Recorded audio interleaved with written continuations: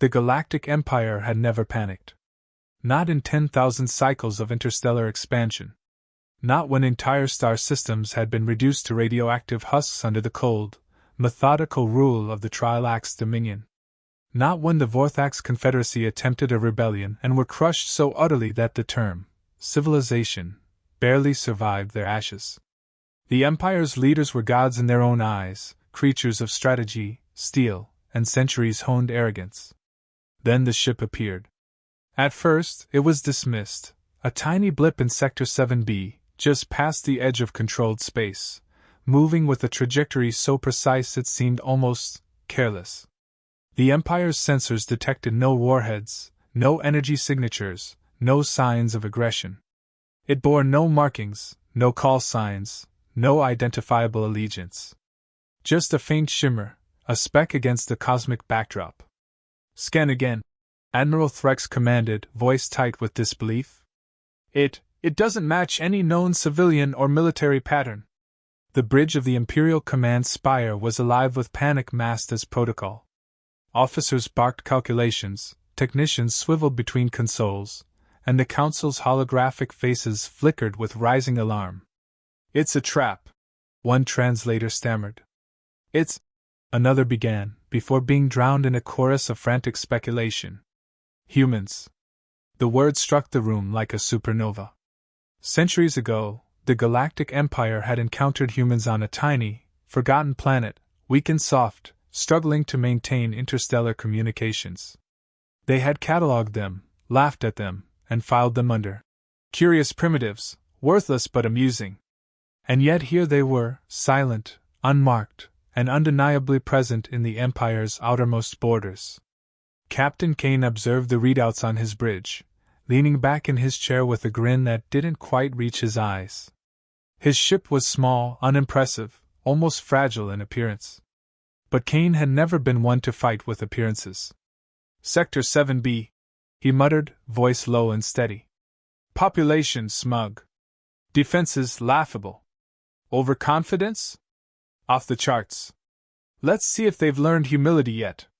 His crew, a ragtag assembly of ex-military engineers, former mercenaries, and a single astrophysicist who looked perpetually on the edge of collapse, exchanged uneasy glances.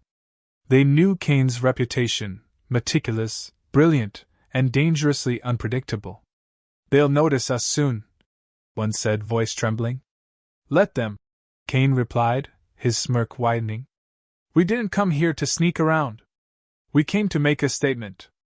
Back in the Empire, the dreadnought fleets were mobilizing.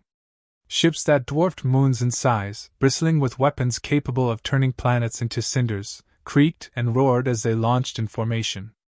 Every captain and admiral had drilled for scenarios like this, except the one variable they had dismissed entirely. Humans were nothing like any species they had ever faced. Admiral Threx's hologram flickered in anger and fear. "The humans, what is their intent? Are they hostile?" "Unknown," the intelligence officer admitted, sweat running down his exoskeletal brow. "No signals, no energy spikes, nothing. But they've crossed the threshold. Protocol dictates engagement." Kane's voice cut across his ship like a blade. "You'll find us different." He tapped a sequence into the control panel. The ship shuddered faintly, a vibration so subtle it was almost imperceptible, but it carried a message. Humans had entered their domain, and humans did not play by the rules. The Empire underestimated the species. That was their first mistake. Sensors on Kane's bridge picked up the first wave of dreadnoughts, closing in like predatory giants. He laughed quietly. "They think we're running. They think we're scared. That's adorable." The human's vessel was deceptively quiet, humming softly as if it were a ghost. Every sensor the Empire had was useless. Every strategy they had relied upon collapsed under the sheer unpredictability of Kane's maneuvers. He plotted a course through an asteroid belt no one thought navigable, through gravity wells that would have shredded any other ship. Back on the Empire's side, panic had metastasized into chaos. Messages between fleet commanders became garbled, systems overloaded, and councils argued over contingency plans that now felt laughable. "It's impossible," muttered a young admiral, staring at a map where ships disappeared as quickly as they appeared. Kane watched it all with a calm only humans could possess in the face of overwhelming odds. "Remember, crew," he said, voice low but clear. "We're not here to fight them like they expect. We're here to remind them why humans are humans." A young engineer piped up, nervous. "Sir, what exactly does that mean?" Kane's grin widened. "It means they'll panic. It means they'll overreach. And it means when they think they've won, they'll find they've already lost." The first communication attempt from the Empire's fleet reached Kane's ship. A booming, imperious voice filled the comms. "Halt your vessel! Identify yourself or be destroyed!" Kane leaned forward. "Oh, we'll identify ourselves." He tapped a few commands, and the ship projected a small holographic avatar, a human face, scarred and amused. "Greetings," Kane said, calm and precise. "We come in peace. Mostly." The Empire's translators scrambled. Words fell apart in every known dialect. Some officers tried to issue orders, others froze. The humans hadn't attacked, yet, but the psychological effect was immediate. The Empire's soldiers felt their confidence waver, their control slipping. Kane's crew prepared silently. Every thruster adjustment, every sensor check, every command was precise, premeditated, and lethal in intent. The humans had a plan, and it was audacious. It didn't rely on brute force, it relied on ingenuity, cunning, and chaos. As the first dreadnoughts drew near, Kane's eyes glittered. "Let's give them a lesson they won't forget," he said. And in that moment, the Galactic Empire, which had never known fear, understood something it had long ignored. Humans were not just unpredictable. Humans were dangerous.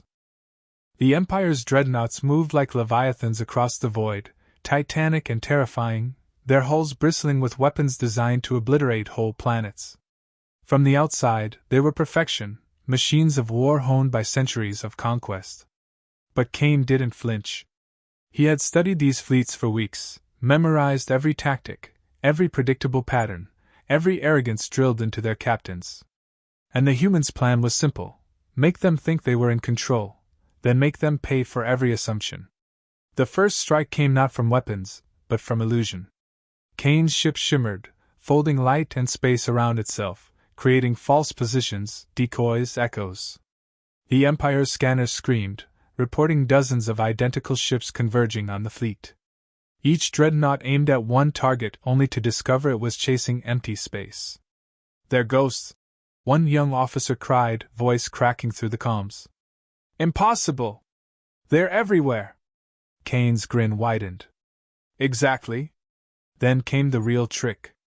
Humans had not brought a fleet of their own, just one unassuming vessel, but inside it were weapons the Empire had never seen. Not just explosives, but cunning devices that rewrote physics on a small scale. Lasers misfired.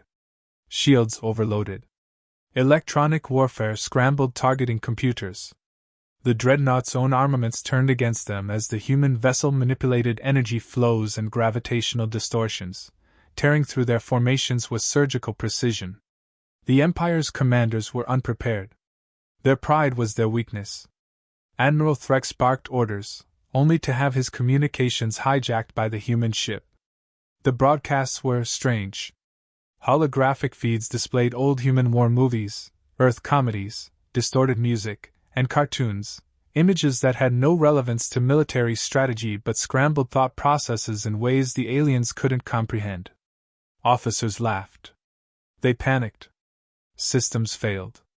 Whole squadrons collided with one another, ramming dreadnoughts into asteroids, into debris, into each other. What is this?" a commander shrieked. "They're entertaining?" Kane's voice cut over the comms, calm, amused, and lethal. "We fight like we live, messy, loud, and smarter than you think." The first human boarding party arrived in orbit, not with soldiers, but with drones programmed for absolute precision. They bypassed external defenses, slipped through maintenance hatches, and infiltrated key command nodes. Alien crews trained for decades to repel intruders found themselves trapped by vacuum pulses, electromagnetic nets, and improvised chemical dispersal systems that the humans had cobbled together with the efficiency of a species that thrived on improvisation. Halls filled with fire and confusion. Screams echoed as automated drones ripped through corridors, planting charges, cutting power lines, and disabling life support systems with terrifying efficiency. The Empire's best warriors were caught off guard by human ingenuity. No brute force could prepare them for traps that required thinking outside every conceivable military doctrine. From the human bridge, Kane watched the chaos with grim satisfaction. "Round 2, everyone," he muttered. "They think they're untouchable. Let's remind them what humans are capable of." He activated the ship's secondary systems, a small replication pulse that could duplicate materials and then destabilize them into volatile configurations.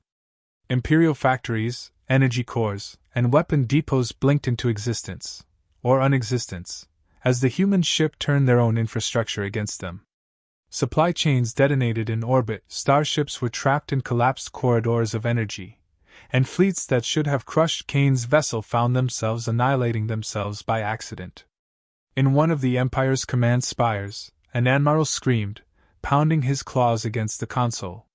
"Stop them! How do we counter?" Kane leaned back.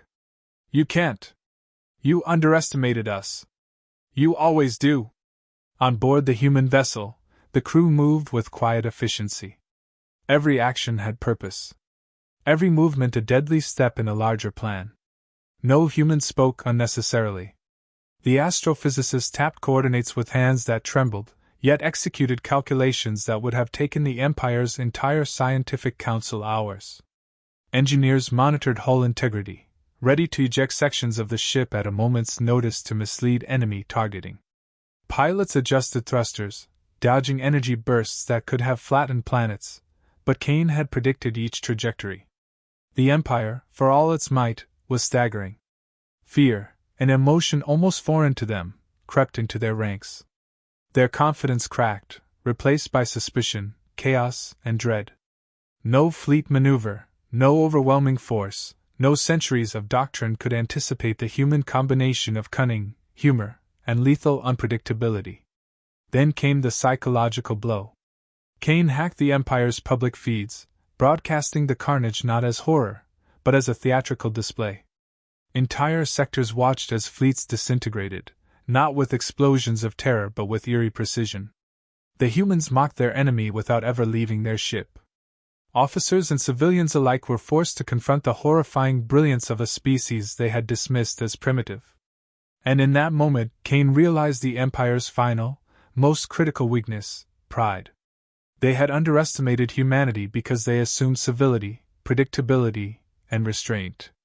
Humans had none of those guarantees. Humans thrived on unpredictability, and unpredictability had become the deadliest weapon in the galaxy. Kane's voice, calm, quiet, almost conversational, echoed over the enemy channels. "You thought you were in charge. You thought your fleets, your calculations, your centuries of conquest made you untouchable. We're not here to follow your rules. We're here to rewrite them. Remember that." The dreadnoughts faltered. Command structures broke. Systems malfunctioned not from brute force, but from chaos, engineered, precise, and utterly terrifying. The Empire realized, too late, that they had been baited into their own destruction. Every strike, every maneuver had been anticipated. Every weakness they thought was hidden had been exposed. And humans? Humans were just getting started. In the silence of space, the human ship floated, small and unassuming, yet untouchable, above the wreckage. The crew leaned forward, adrenaline coursing, hearts pounding. "They'll never forget this," Kane said quietly. "And they'll tell everyone they met humans, and lived." His first mate, a veteran of countless skirmishes, smirked. "Are we supposed to feel guilty?" Kane shook his head. "Guilt? No. Respect? Maybe. But remember, this is just the beginning. The galaxy has underestimated us for too long. And every empire that thinks otherwise is about to learn the hard way." For the Empire, the lesson was seared into memory with fire and chaos. Their fleets, their arrogance, their centuries of doctrine, had all been undone by a single, small, human ship. The galaxy had been reminded, humans were not just a species. They were a force of nature. They were brilliant, audacious, terrifying, and utterly unpredictable. And they had only just begun. The Imperial fleets were in shambles. Star cruisers that should have been untouchable were drifting as hollow shells, their crews scrambling to make sense of the impossible. Dreadnoughts collided with debris fields, mines that shouldn't have existed detonated in their engine bays, and entire squadrons vanished into false sensor echoes. Panic was no longer hidden, it was raw, infectious, spreading like a contagion through the Empire's command structures. Kane watched it all from the bridge of his ship, a calm storm of satisfaction behind his eyes. Phase 3, he murmured. His crew, hardened humans trained in improvisation and lethal ingenuity, waited for the signal. The humans' next move was simple in concept but devastating in execution: asymmetric retaliation. While the Empire scrambled to repair what they thought were minor disruptions, Kane activated the ship's replication pulse. What appeared as a small, almost laughable device became the galaxy's most dangerous weapon in human hands. Every factory, energy depot, and drone production line within 100 light-years of the fleet was copied, inverted, and destabilized. Production sequences spiraled out of control. Weapon caches exploded before they could even be deployed. The Empire's own infrastructure turned against itself, and the results were spectacular. Entire fleets were annihilated, not by humans directly, but by the clever manipulation of the Empire's own tools. On board the Imperial Command Spire, Admiral Threx's claws clenched around his console, knuckles widening. How can a single vessel do this?" he screamed. "It's impossible! Stop them! Stop them!" But nothing could stop Kane's ship. They had anticipated every tactic, every strike, every overconfident maneuver. The Empire's pride, its reliance on centuries of doctrine, was now its death sentence. Then came the boarding attacks. Unlike conventional warfare, humans did not storm the ships with brute force. They infiltrated with precision drones, mapping the interior layouts from stolen schematics and observations. Vacuum traps ripped corridors open, electromagnetic nets incapacitated elite soldiers, and improvised chemical devices caused chaos in life support systems. Alien warriors trained for decades were reduced to panicked civilians scrambling through corridors they had once commanded. Kane's voice, calm and quiet over the enemy comms, cut through the chaos. "You thought you were untouchable. You believed your fleets, your calculations, your history made you gods. You're wrong. Humans don't follow rules. Humans write them. Every move the humans made was deliberate. Drones set charges in precise sequences, detonating only after the Empire had redirected energy to counter them. Corridors collapsed. Weapon caches imploded. Crew compartments depressurized. By the time the Imperial commanders realized the humans' designs, it was too late. Their own fleets had become weapons aimed at themselves. The psychological warfare escalated. Kane hacked the Empire's public channels, not with threats or demands, but with absurdity. Broadcasts displayed old Earth war films, satirical comedies, and distorted music, overlaid with live feeds of Imperial officers panicking. Alien soldiers, trained to obey orders without question, found themselves laughing, terrified, and confused simultaneously. Their focus shattered. Coordination disintegrated. Chaos was now an ally of humanity. Kane turned to his first mate, a veteran named Larson. "You see, Larson, the best weapon is one your enemy doesn't even know exists. It's not missiles or lasers. It's their own expectations turned against them." Larson nodded, eyes wide but steady. "And they'll never recover." The Empire's fleet tried one final gambit, a coordinated strike of thousands of drones, missiles, and energy beams aimed directly at Kane's vessel. But humans had prepared for this. Every incoming attack was manipulated through gravitational anomalies, false sensor fields, and micro-jumps that left the dreadnoughts firing at empty voids. Energy beams overloaded, detonating within the Empire's own formation. Missiles detonated prematurely, tearing entire squadrons apart. Kane's small ship drifted untouched among the wreckage, a phantom of human brilliance. The final blow was almost poetic. Kane deployed the replication pulse in full force. Entire drone fleets, weapons factories, and energy cores were duplicated and destabilized. The Empire's most feared arsenals became ticking bombs, detonating across multiple star systems. The galaxy's most powerful species, whose fleets could annihilate worlds with a thought, now found themselves destroyed by their own tools. Commanders screamed into comms channels as their ships erupted, entire sectors reduced to chaos in a matter of minutes. And still Kane's ship floated, calm and untouchable, above the wreckage. "You thought you could control the universe," he said quietly. "You thought your pride would protect you. We humans don't care about your rules. We care about results." For the survivors of the Empire, the realization was horrifying. The humans they had dismissed as primitive, laughable, inconsequential, had just shattered everything.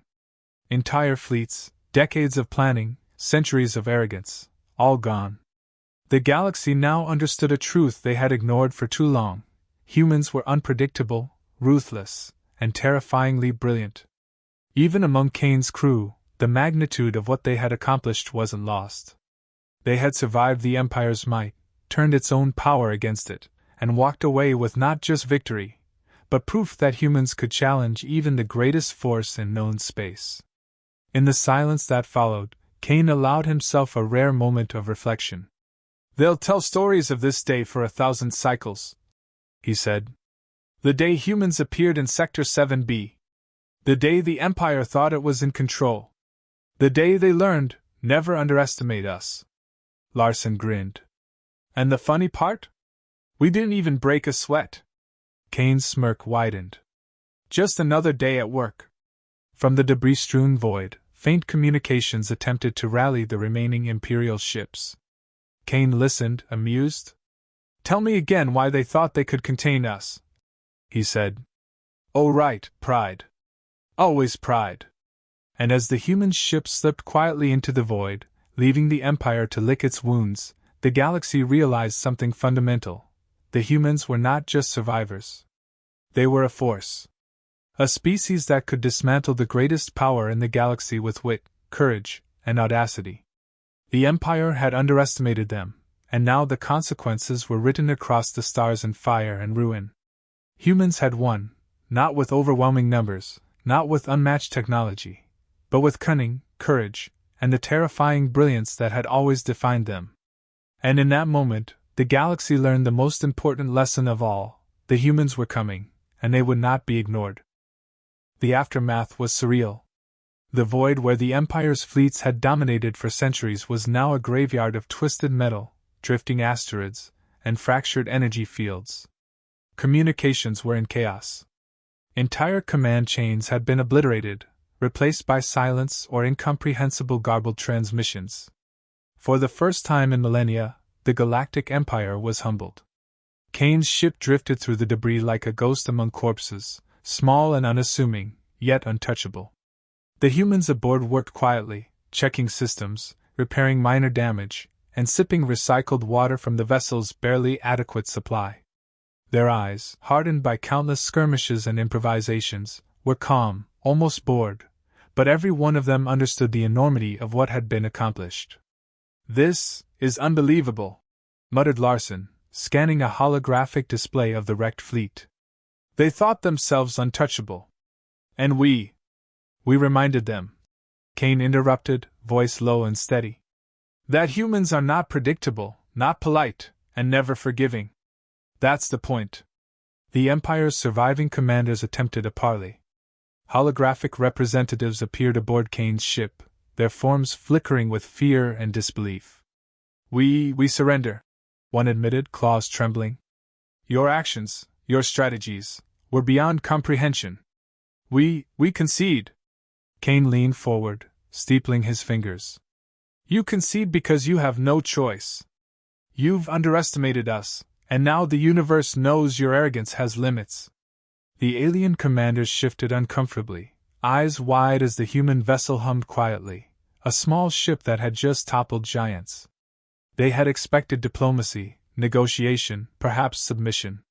Instead, they were met with clarity, cunning, and the subtle cruelty of humans who had endured centuries of dismissal and mockery. "You will leave human-controlled space," Kane continued. "Forever. Attempt to return, and you will find nothing but ruin waiting. And tell your allies, we are patient, but not forgiving. We do not forget. And we do not surrender." The alien representatives hesitated, pride and fear warring within them.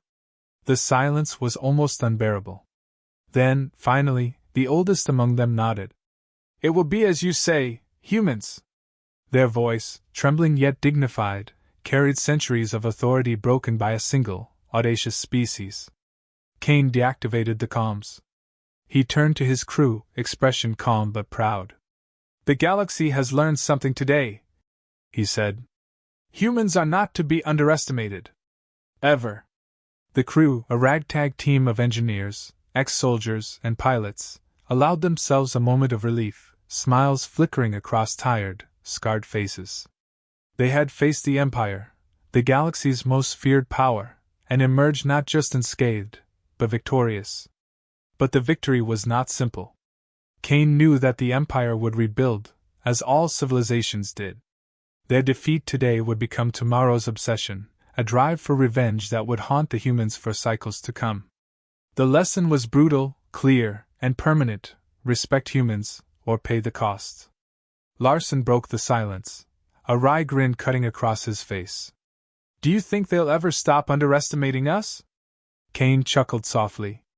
"Not in 1,000 cycles. And that's how we like it."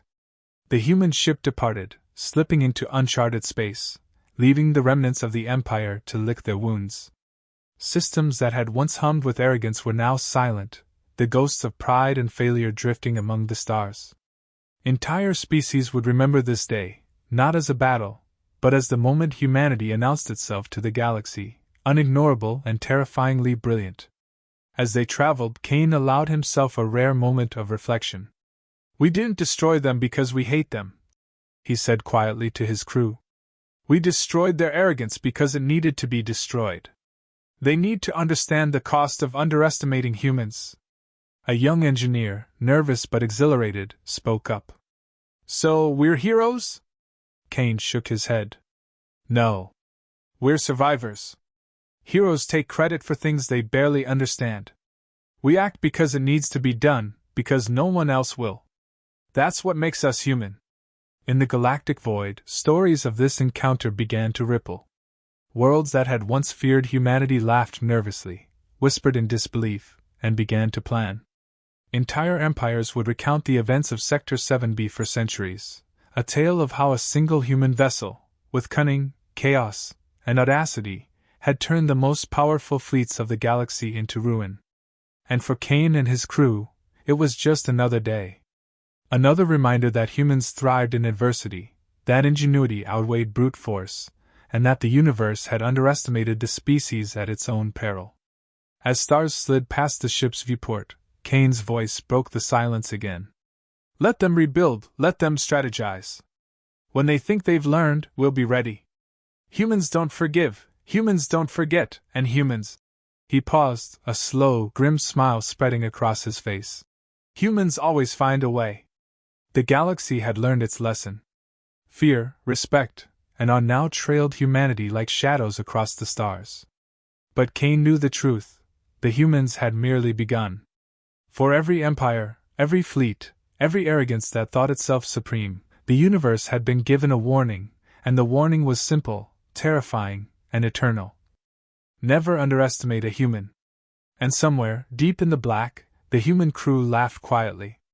Not with malice, not with triumph, but with the dark humor of a species that had endured centuries of dismissal, and had finally proven itself to the cosmos.